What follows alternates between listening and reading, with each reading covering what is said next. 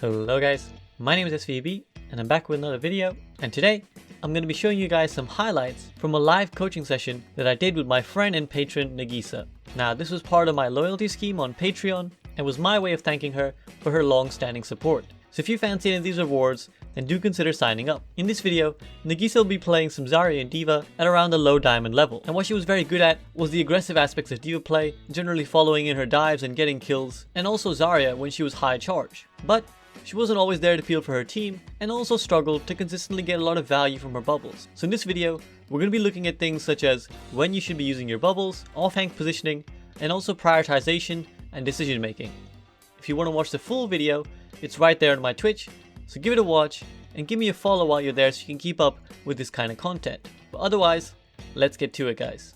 Okay, so one thing I want you to think about is your prioritization, your target prioritization. This is probably the first major point that we'll have about where you're where you're looking, who you're focusing on, and what you're trying to achieve. So as this play goes on, so you walk through. Okay, so now there's a couple things going on. It's quite a lot of mess and chaos, and also the resolution isn't great, which doesn't help. But this ball is slamming down here. I think there's a Doomfist who's going to fly around in a second, and now there's a Reaper who's wraith forming in this direction. So as D.Va, you're kind of going to be here's the Doomfist. So as a D.Va, you're kind of asked throughout the game to make decisions, and decision making is pretty much the biggest resource of a D.Va player. In any hero, obviously you have to identify priorities, but D.Va is probably the hardest hero in the game because of this constant decisions that you're asked to make, and if you make any wrong decision, it can essentially cost your team heavily. Now in this case, your decision that you have to make is where do I go, and who's the biggest threat. In this case, there's a Doomfist who's punching this way, and there's a Reaper who's heading this way, and we know, I think, or you should know certainly, that there's one of your backliners here. You can can you see the faint red? So you know one of your teammates is here. I think it's your Ana. Now what's going to happen is you're going to go for the Doomfist because you want to kill him, and you do get the kill, which is nice. And in the meantime, the Reaper doesn't do anything. But if we now go back and we ask ourselves, so we ask ourselves, what is the danger here, and what can you do? So this Doomfist punching here is of course not great for your team, but what will you achieve by flying here and hitting him? Can you kill him? Yes, but can you protect your team from his punches or any of his abilities? Not really. What about this Reaper here? When he flies here towards your Ana, can you protect your Ana by defense matrixing her? So the answer there would be obviously a yes.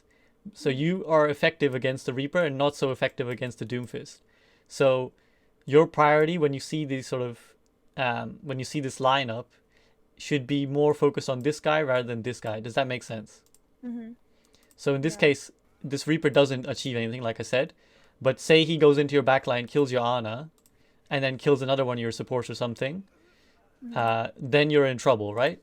Okay, so again, one thing to think about is maybe flying up here, not only so that you can get a better angle and see what's going on, but again, you have the potential to then, or you can fly up to the jail to the right here, but anytime you can claim high ground is always good, because you can always drop if you need to, right? And it gives you the potential to not only see better, but also potentially, affect the game better.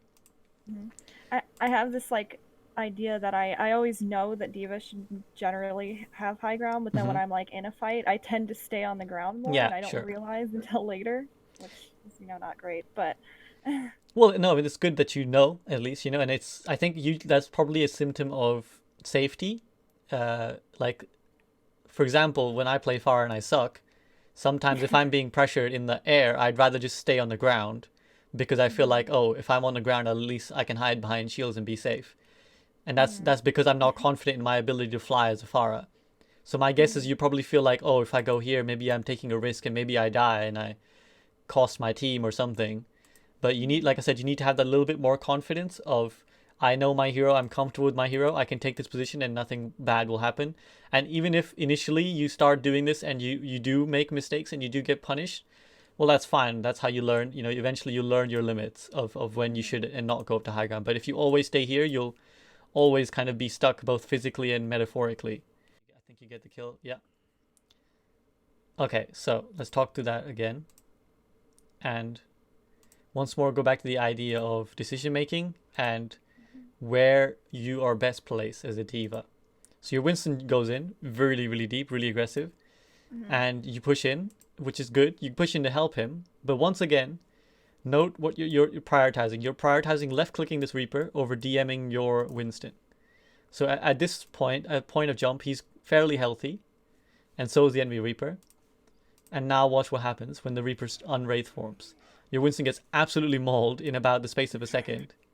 Obviously, he gets hit with a punch, which is a lot of damage, but we're not always going to look at the exact thing of what happened in this exact game. We're trying to understand the principles of what you'll do in every game, or in most games.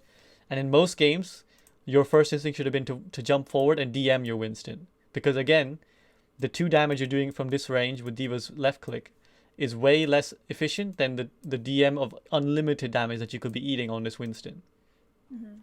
So yeah, if you're DMing him here from this Reaper, he suddenly lives a lot longer. Maybe he lives long enough to get his cooldown again, his jump, and he jumps out. All right, and then he lives and you're much better off. Now your Doomfist jumps in and you do DM him. Nice. Okay, he jumps back out. You're kind of this mid-range again. Now he's going to come back in your Doomfist. And you don't DM him this time. So this time you're not responding. So that entire passage happened. He jumped in, jumped out, and you didn't really change from left-clicking the Reinhardt shield. So again, a minor thing, like I'm being very harsh, but these are like natural instincts that you should be having as a D.Va player. Like the minute you see somebody like jump in so aggressively like this, oh shit, he's gonna, like, anything could happen to your Doomfist at this point, right? So your immediate instinct should be like take 2 steps forward and DM him. Okay. But yeah, it's fine. He gets away with it. You kill this Doomfist. So what I think is going wrong is that, I mean, Zarya bubble time, I assume you feel like you're not really comfortable knowing when the bubbling happens? Or do you feel like you got a good grasp and you just executed it poorly this time? I think that in like a team situation, like a coordinated team situation, I'm better with it. And in a like comp setting with random people, I tend to like fall short of what I need to do. So yeah, there's basically 2 facets to Zarya bubbling: anticipation and communication. So obviously when you're in a team setting, you can talk to your other tank, or your Reinhardt, whoever it is, and obviously you can let them know, or sometimes they'll tell you, like some Reinhardts prefer calling the bubbles themselves, like bubble me, Yeah. and they get the bubble that you know, so they know when it's coming. In other scenarios, you tell the Reinhardt, I'm going to bubble you in 2. Right. So that's one element. And the other element is anticipation, because obviously what you're trying to do with the bubble is throw it out at such a time that the enemy either is forced to continue hitting it or is already in a situation where they can't stop the damage that they're doing. So they're going to feed you with, they can't help it, basically. Right. So the more that one aspect of that goes one side, the more you have to compensate, right? So the less communication you have, the more you have to compensate by anticipating. Of course, the other option is to try and communicate with this guy, like I said, communicate with your Sigma. Right. But if that's not working out for whatever reason, then you need to be a little bit more on the anticipation side. So you walk around this corner.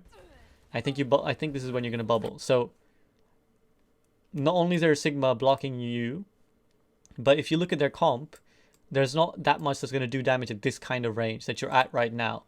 Because the Doomfist, the Reaper, and the Reinhardt, and even the Moira, the Moira's never going to feed your bubble anyways. But these 3 characters are not going to damage you in any way. The Batiste is probably going to be healing quite a lot anyway. So the only person who could potentially feed your bubble at this range is this Roadhog, who isn't really spamming that hard, and there's a Sigma taking their shots anyway. So that bubble, that's why it didn't pan out. This one, you bubbled him as he's already wraith forming out, and this is actually something that we'll see happen in the next round. Is that you're often bubbling after the fact. You're not anticipating. You're reacting with your bubbles, and that's good sometimes, but most of the times you need to anticipate when a bubble needs to be used. So, right. Anyways, let's just play this out. So the whole hog goes down, and now the Doomfist is in your backline. You didn't respond to the audio cue, and your Ana's dead. Let me turn this down now. So if we go back here, I don't think you could have done anything because I think your bubble's was on cooldown, but I think a Doomfist comes into your back. Yeah, now. So you can hear that. He's over there somewhere. But you don't actually turn. And now your Ana's dead. So if you had a bubble, if you were there, you turned, you maybe bubble her. But again, that's a bit harsh. You know, fair enough. You didn't respond. But again, those bubbles went to waste. I think you popped both bubbles there, if I'm not mistaken. So you popped that bubble there while you're doing... So and then you popped a bubble on someone passing by. That's accidental, obviously. But you bubble while backing up. If we watch this here. So I think you bubble and then you immediately go around the corner. So you're not even anticipating your own bubble, let alone the enemy's damage. So you bubble and then immediately you go around the cover. So you need to be predicting, if you're going to use Zarya bubbles, to what's going to happen. So ideally you want to use it in a scenario where someone has just gone in and you know they're going to take damage. So right now, look at this Reaper, right?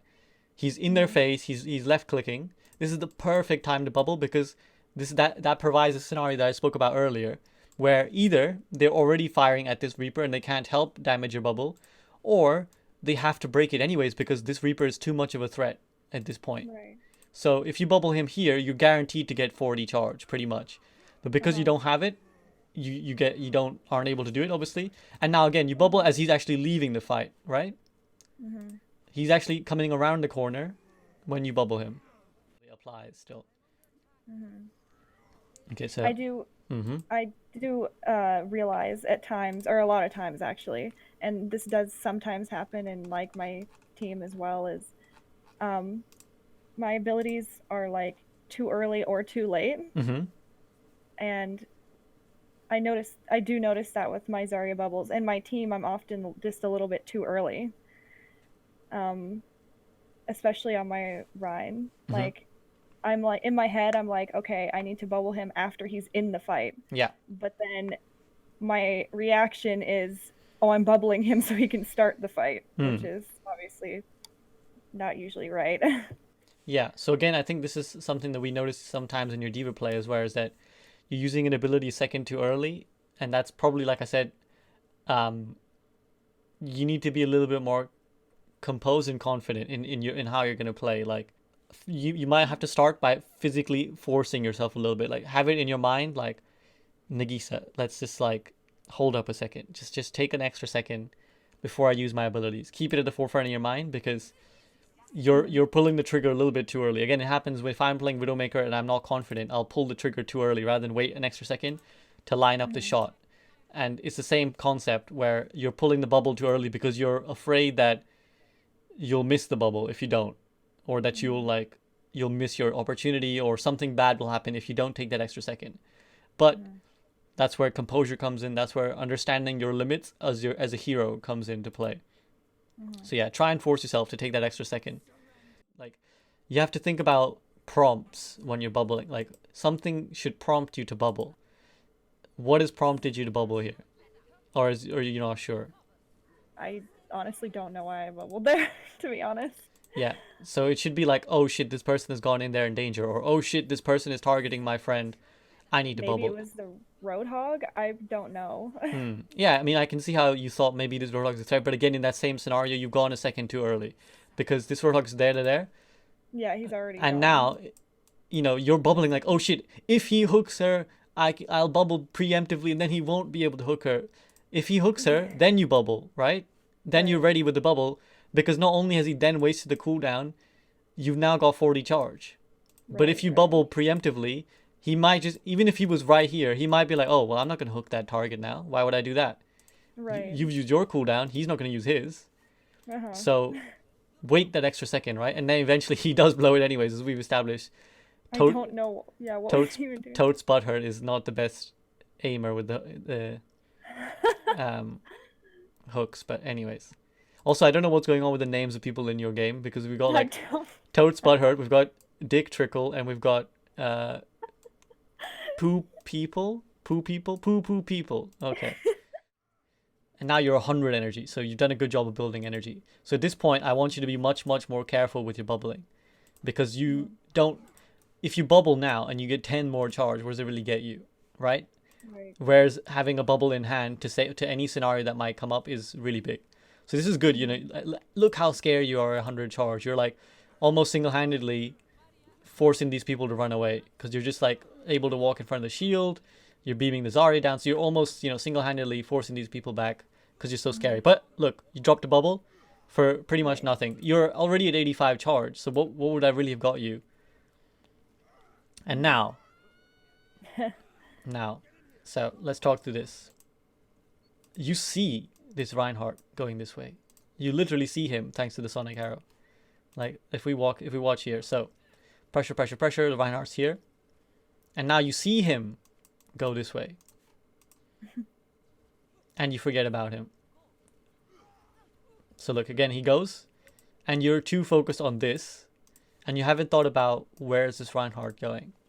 Because, and this is something to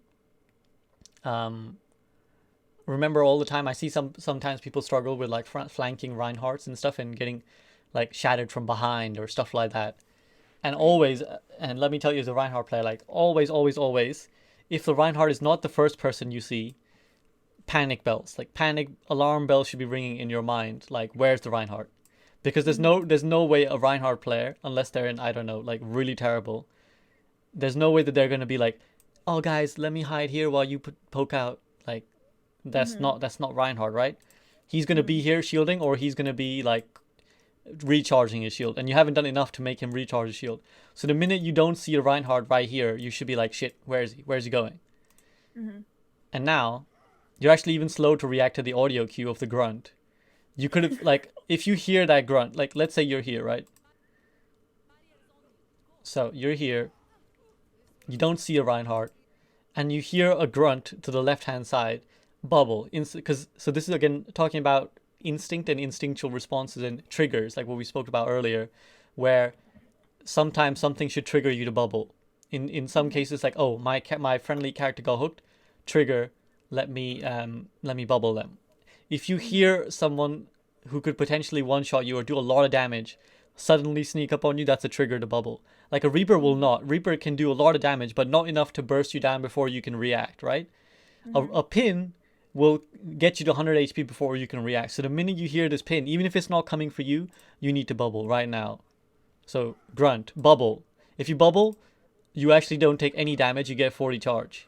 Instead, now you're 100 energy, not 100 HP. You bubble reactively, but you're already 160 now, despite the healing from your Moira. And then you die. Okay, so yeah, so if we watch this, you kind of inadvertently debate your Doomfist. So if we talk to this here. So what happens here? Your Doomfist goes in. So this is the time to bubble. The minute he lands is when you should be bubbling, because that's when he's going to be hit. Now he uppercuts, and he's ready mentally to punch out. And then you bubble him. You do get like 25 charge. But he's in his mind, he's like, I'm drifting back here. I'm drifting around the corner. I'm safe. So then when you bubble him, he's like, oh, I got a bubble. Let me go. So he punches. He punches in deeper now. And now he's like, oh, okay, my bubble's gone. He does get a kill. So he's like, yeah, nice. I'm Doomfist. I got a kill. And now he's going to go in again in a second. So he goes in, he punches, he uppercuts, and he's like, all right, I'm out. I dip. Now you bubble him. Then he's like, oh shit, I got bubbled. Let me go in. Boom, off he goes.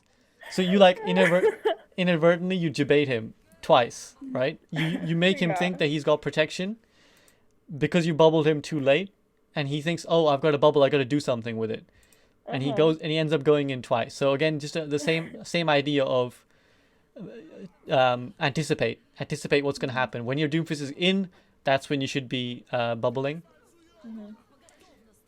This is just your reset is just bad. No disrespect.